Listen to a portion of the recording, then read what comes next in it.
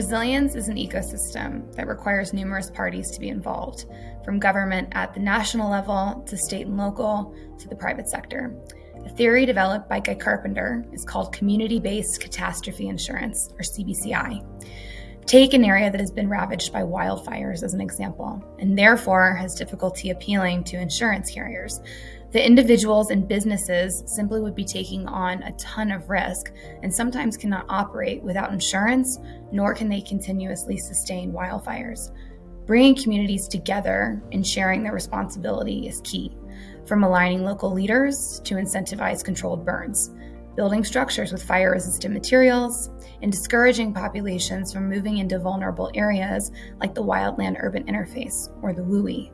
Couple this with private sector engagement, businesses investing more in areas where these sort of resilience measures are prioritized, incentivizing carriers and providing proof of hardening that these risks should be classified as less severe.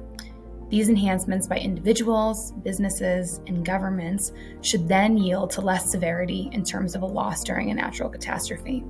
From an insurance standpoint, lower retentions and higher limits are the goal, as they are showing a shared commitment to resilience.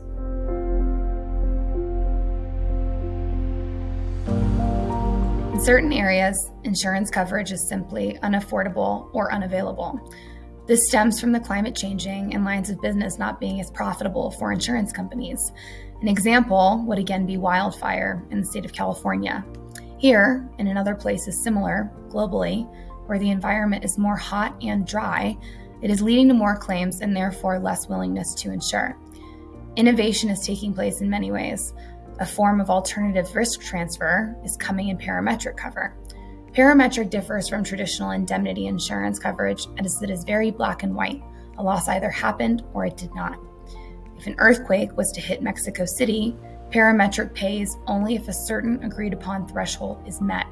Example would be a 6 on the Richter scale. This can act as a complement to traditional insurance and/or a substitution if this coverage is not available. Some choose to look at this solution for large-scale black swan type events. Other innovations include financial securities, such as catastrophe bonds, which are utilizing an influx of investor capital to protect against the risk of large natural catastrophes. The crux of resilience truly is preparedness. Private and public sector must first acknowledge and be aware of the natural catastrophe risks they face and how they will financially recover if and when they occur. Aligning incentives is vital. Having a plan in place across government and industry of how to build back better will protect against the same instances continuously occurring.